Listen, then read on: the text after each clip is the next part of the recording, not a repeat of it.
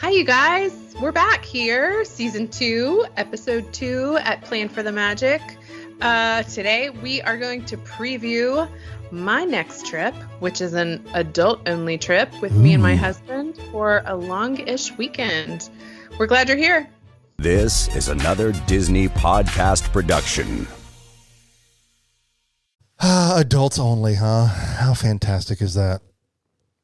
This is what I've been longing to hear about more than anything, because this is your first time doing that, where The very first. this crazy Disney couple went multiple times before we even had kids. We were that. I mean, obviously, I drove that train, but you know. I know I was a lost soul, but I have seen the light, and now Thanks to your mother. Thanks to your mother. Sorry. To my mother. Okay. What I thought I would do is just sort of walk through what we're doing, what we've decided at this point, and then I think we'll talk a little bit, if it's not going to hurt your brain too much, of the Genie Plus, and the Lightning Lane. And I'm out. Have a good show. Come back. Look, you're going to have to learn. I know. This. You're going to have to make decisions, even though you don't have a trip coming up. I know. So now I should be, okay, the cat's out of the bag. Should I expose the lie that I shared last episode? Is that what I have to do? I don't have a trip planned because I don't want to figure out Genie Plus. Just kidding. But no, like that, we went October 1 and that didn't exist. So the next time I go, I'll be like, oh, I don't know what this is. No, look, we can do this. I got this. Okay? I got this. Look, I know. I realized when we started this podcast, we were like, we know all these things about Disney World, and we're really good at planning trips, so let's talk about it. And then they're like, haha, we're going to take all that stuff away. Both the Bobs were like, let's just stick it to all of these guys that think they know what they're doing here. Let's just flip the script on all of them. And you and I are like, Audrey, figure it out. Yeah, well, I think this is going to be in real time good for all of our listeners who are also trying to plan and figure this stuff out. We're all in it together. So I'm going to share. Sorry, I couldn't resist. Bring it. I will explain what I know so far, how I'm at least making our first go at this. Okay. And then I'm actually looking forward to reporting back.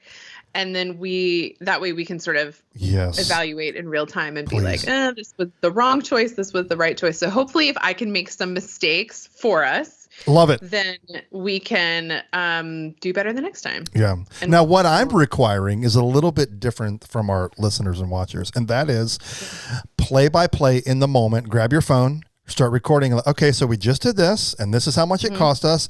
And 2 thumbs up or 2 enthusiastic thumbs down or don't ever do this or here's the, like I'm saying, I'm joking, but definitely make some mental notes because that will help poor old Dave. Well, and I'll tell you, somebody posted a picture of the wait time today for Peter Pan and it was 115 minutes. And let me tell you, a Genie Plus never looks so good. Yeah. I mean, if that's on your list of like must do's, 115 minutes for Peter Pan. Like, hey, it's a great queue now. You'll be in it for a while. That's right. But it's a holiday weekend, so that shouldn't be terribly unexpected. But okay. Sorry for we're recording these during Martin Luther King weekend. Oh, so to give some preface, like that'll help them. There you go. That's right. Okay, so just me and my husband. We are flying this trip. It is a Friday to Monday. We fly down. Our flights have changed a lot. So frankly, bet. I don't even Fingers really crossed know that it doesn't keep changing. We can even get there. Yeah. I know. And we do have a layover. This is not a direct flight either. Okay. Part of this is, the whole reason we're doing this weekend is we had flight credits from trips that were canceled. Oh, fantastic. That we had to use. And so we're like, let's just go. And then we upgraded to annual. Did you know I'm an annual pass holder? I did know that. I know. How cool are you? I know. First time ever. I feel like I'm a member of the club. I guess I literally am now. Multiple clubs, might we add. That's right. Okay. So let's start with the details of the trip. Okay. and then we'll go through some planning, the sort of thought process of what we decided to do. All right. I'm ready. So we're flying in on a Friday, and we'll hopefully, if all of our flights are on time. Again, I much prefer direct flight to Orlando. Yeah. This airline we had credits on does not do that around here. So we have got a layover. I'm trying to be cool about it. Hey, that's all you can do. If everything goes correctly, we should land at MCO sometime between 1 and 2 in the afternoon. Okay. Our first night, we are booked at the boardwalk. So Yes. our thought was, again, thinking of park opening times, that if we do Epcot on Friday, when we will have all of the afternoon, as much of the afternoon as we can, and the evening at Epcot, do Harmonious. I am so excited. Oh, and Festival of the Arts. So we, depending on when our room is ready or not, we're going to Uber, drop our stuff off, walk through International Gateway. If our room is ready, we'll certainly visit our room first and then head over there. But that's our plan. And at this point, so because we have a reservation both at the park and on property at 7 a.m. that Friday morning, we will have the opportunity to purchase Genie Plus for the day or purchase the 2 individual Lightning Lane rides. Okay. Those at Epcot, the individual Lightning Lane rides, which are a fee on top of Genie Plus, are Frozen and Ratatouille. I think we're going to pass on Frozen if we can get a Ratatouille time that isn't like 11 a.m. since we won't be there. Or sometime later in the afternoon or evening, we'll probably purchase that. The rides, so that's just an individual, I don't even know what it will be. We'll find out that morning because the prices for those change based on crowd availability. Right. So the Genie Plus is $15 a person, so both for my husband and me, so it would be $30 for us. And the list of rides for Epcot are not really, the only one that I have to do is Soarin'. That is my very favorite ride at Epcot. I love it. I could give up Test Track. Yep. I also have to do Living with the Land, and I also have to do Spaceship Earth. But those are never going to have like outrageously long wait lines. The secret is just everybody goes to Spaceship Earth when they get there when the park opens, and it's a stupid line. If you go back at like 11 o'clock in the morning, it's fine. It's empty. That's right. But I mean, our heart, of course, is Festival of the Arts. Like, we're going to eat, we're going to drink, we're going to be merry and married. So, we are probably the only money we will spend on rides that day is going to be an individual Lightning Lane for Remy's. If it doesn't work out, again, it's not super high on my, like, if we don't get to do this, I'm going to be really sad. I think I would like to keep my eye on the Test Track line. That is something that we might like inch over there around Harmonious, try to hit it like right at the end or toward the end of the park. Just because that's not something our boys would typically do. And so taking advantage of us being there, I think, but that's the only one that has me like a little bit on the bubble, but it's not worth $30 on top of an individual Lightning Lane, for me to ride Test Track and Soarin'. So I think that's our Epcot plan. We will then walk back to Boardwalk, and then the next morning we will walk or boat or something over to Hollywood. So we'll spend all day Saturday at Hollywood. I would definitely boat. We did that last time. That was so fun. Oh, you did? Yeah, I loved it. That's so cool. Does the boat go directly from the boardwalk over, or are there multiple stops? I need to look and find out. The boardwalk. So the day that we went, we got picked up at the boardwalk. We went to the yacht club. We went to the Swan and Dolphin, and then went. But it's not that. I mean, it's not insane. Yeah, I mean, we'd like to get there early. We will probably, this will be the park where we spend the most amount of money on attractions. Yeah, for sure. My hope is we will do the early entrance, for the people who are on, I don't even, it used to be called early magic hours. I know. What's the lingo? If you're on Sure. parks, on property, you get to go in early, 30 minutes. Yes. We will purchase a Rise of the Resistance individual lightning lane, and we will purchase a Genie Plus. I happen to think Genie Plus at Hollywood Studios is your best investment across the parks. The wait times for a lot of these attractions are long. And if you're going to spend the $15 per person, caveat here, if you like a variety of attractions, because this includes the Millennium Falcon, it includes Toy Story Mania, it includes Rock and Roller Coaster Slinky Dog, Tower of Terror. Like these are a lot of bang for your buck, I guess, is a good way to say it. I don't think so. Yeah, I think you're going to get a lot of attractions for your money. And these, again, I think what you're paying for is to eliminate or reduce a wait. And I think these have historically pretty long wait times. So to me, that's a good investment. My hope is we can pull off Genie Plus for the both of us, an individual lightning lane for Rise for the both of us, and then rope drop Runaway Railway.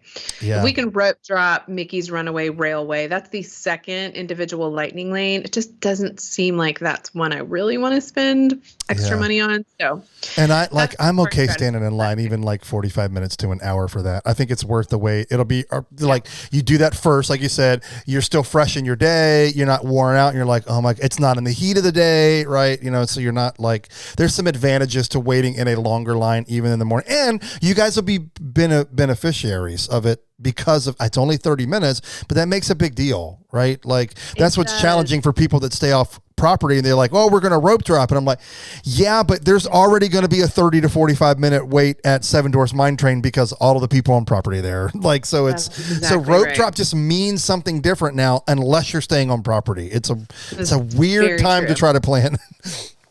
It really is. That's a really important caveat, because I think in that case, it could very well be worth it to spend the money on that extra individual lightning lane. And if you just want a vacation and you want to sleep in and not get there, I mean, it could, if it's a $10, again, it's per person. So that can add up quickly for a family. But now the thing that I am struggling with slightly here is our plan was really to only spend, to get there early and then be done by 3 or 4.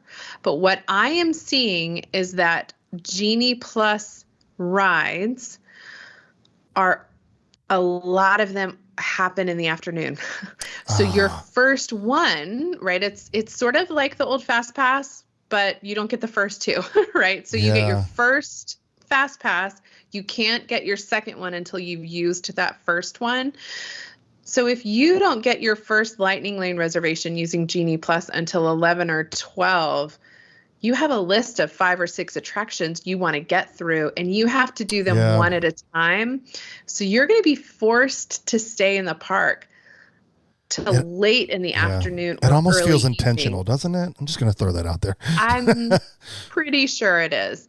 So that's the only bummer, because that's when we are changing, and we are doing a split stay. We are partly because of points and just I've learned a lot with DVC. One is when you are planning a trip within a 4-month window, you take what you can get. There are a lot of points out in the world because a lot of people could not vacation during COVID, and there's just a lot of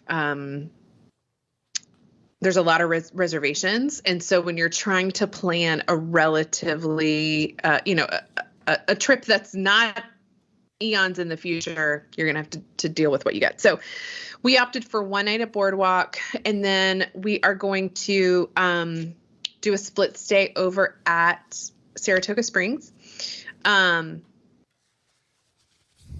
Is it Saratoga Springs? All of a sudden, that is correct. Okay. Yeah, that's 100% correct. Okay. All of a sudden I was like, is Disney Springs and Saratoga Springs. That's a lot of springs.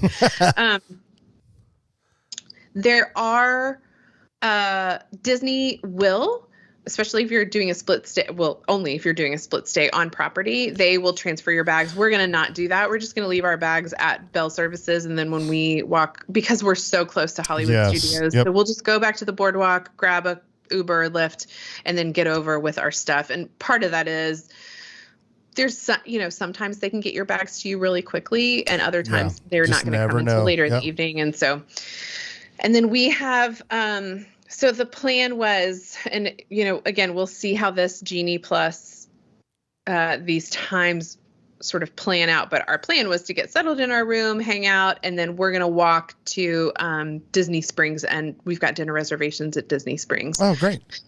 Well, we'll also see, we've requested a room closer on the Disney Springs side, because that resort is immense, enormous. So the idea is to walk to Disney Springs, or we'll hitchhike. And I'm just kidding. We won't do that.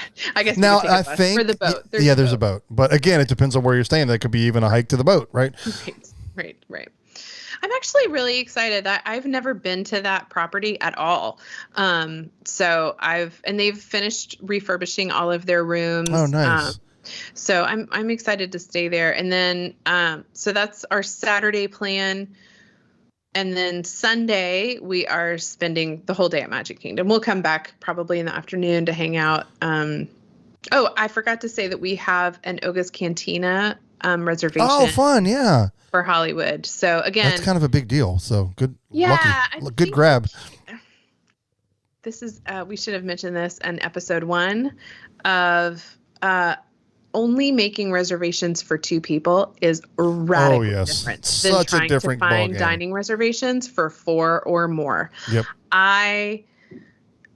Because we had a split stay. Well, I guess we were able to snag the Hollywood Studios because it was on the second day of our split stay, but you have to wait until the 60th day of check-in. So we could only make reservations for Friday and Saturday. We skipped Friday because we're going to be at the festival. And so Sunday, I had to wait until the next day to make our other reservations. But we were able to, we got California Grill reservations. Oh, wonderful. Yeah. So we're pretty excited. But I also think so much of that is because we were only trying to make reservations for 2 people. Which is great. I love it. Yeah, I know. I'm excited. So we'll get up, go to Magic Kingdom, come back, chill out, and then go back. That's the day that they extended the evening hours to 10 p.m., which is awesome. So for us, that we can take a nice long afternoon if we want to swim, if we want to just have a nap, and then we can go back, have dinner, and then go into the park. I think we're gonna, I don't know, do you have a preference for this? Since we're having dinner there, we won't be there during fireworks, but it was our intention to go back into the park and see the new show in the park, as opposed to going back out up to, why are you laughing? I'm just, go ahead, finish. No, that's it. What do you think? Should we stay and watch it in the park, or should we go back up and watch it from California Grill? If you eat, doesn't matter what time you eat at California Grill, you are welcome to come back and watch the fireworks from the outside balcony at California Grill. So the only question I have that helps with my answer is, does the park close with the ending of the fireworks or no? I literally got an email this morning from Touring Plans that alerted me to the change in time of closing. I haven't gone in to see if the show time. I mean, for the most changed. Part, that's what typically happens. It doesn't always. Like I know over the holidays and stuff, there was some earlier, earlier ones. If the park does not close with the fireworks, stay at the park. Yeah. If it does, go to California Grill. I have been so like PC because I do multiple Disney podcasts. Yeah. Like I'm an annual pass holder. I am a fan of Disney. So I always try to remain like, kind of like, I'm not a Disney basher. Let's just say that. Yeah. That show is not good. Oh, it's really? It is not. Good. It's one of those things I saw somebody put on Twitter right when the 50th opened. They said, I can't even remember the name of the new show. Evolution. Like, what is it? Oh my gosh. Yeah, I can't. Whatever the name, like they said, enter name of new show. I'm gonna let you announce it before we do it. This is riveting content right here. Brought to you by people who know Disney so well. See, I don't have to learn the Enchantment. Names. Enchantment. Okay. Oh my gosh. Maybe. I don't know. Keep looking at that. But so they said Enchantment is a great show if Happily Ever After didn't exist. Oh. Like it's not even like, again, everybody's going to have their opinion. Harmonious is the best show at Disney right now by far. It's not even a comparison. But I do got to say, it was interesting that you, like, as you think through this, unlike Illuminations, it's very important where you stand for Harmonious. Like, that matters. Do you know that? Yes. You should stand right at the entrance. Like when you come into, what do they call that? International Gateway. Yeah. And you go through and then like you go straight to the water. That's that is the viewing experience. Because the big Stargate, I mean, we make the joke like, I don't know, it's an 80s. Do you know that 80s? Yeah. Okay. The Stargate, that is just a giant screen. And unless you're like, so you can't go stand over near the Africa outpost or over near England, you're going to be looking at the side of it. Like you might not even see it. I haven't been able to, but you either want to be directly behind it or directly in front of it. Mm-hmm. Okay. So Touring Plan says Enchantment is still at 8 p.m. and the park hours are until 10. So. Okay, I'll say this because I know you're also you'll be back with your kids, but they're not like they might be at that point. I mean, I just don't want you to have to go all the way to California Grill and then come all the way back to enjoy like 2 more hours in the park. I mean, that's kind of silly to leave and come back. I mean, I know it's fairly close, but have to do it twice. So stay there, but like don't buy into like what we wanted to do, because I don't think this is a spoiler, but like they have added part of the show is on Main Street as well. Yes, I have seen that. And so that's what I was excited about, because there's one at Disneyland that is unreal what they do on that. Do not waste your time trying to be back in the middle of Main Street. It is the poorest effort. Okay. Sorry, that sounds really mean. That's helpful to know. And I also think that kind of frees us up a little bit if we're not trying to see all of the kind of digital stuff. We can just stand on in the Big hub Thunder Mountain Railroad or go right. Yeah, if you watch the fireworks from there. But to that point, this is the one I'm super on the fence about, on whether or not to get Genie Plus. Okay. I am almost sure we're not going to buy either of the 2 individual lightning lanes, which are Seven Dwarfs and Space Mountain. I think what I would, it depends. And I've watched a few videos on YouTube of like how to navigate all of this while, not doing Genie Plus. And I think Jungle Cruise and Peter Pan, for some reason, are the 2 that, other than Seven Dwarfs, those are the 2 that have just really, really high weights. Well, Jungle Cruise, because it's a small vehicle and the onboarding and offboarding just takes so long. So that just backs up really fast. So I'm kind of thinking that maybe if we skipped Genie Plus and purchased an individual lightning lane for Seven Dwarfs, then we could rope drop Jungle Cruise and Peter Pan for those 30-minute early entry time, and then just kind of, hang out the rest of the day and go slow. And there's not a ton, I would love to do Pirates. I'd love to do Space Mountain.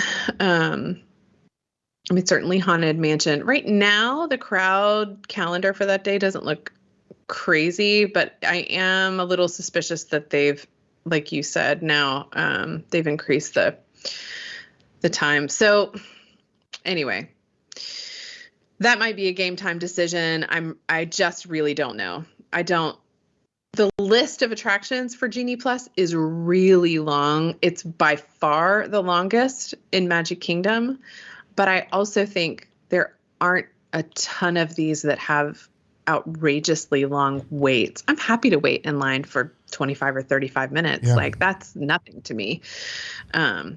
So Yeah, we'll see.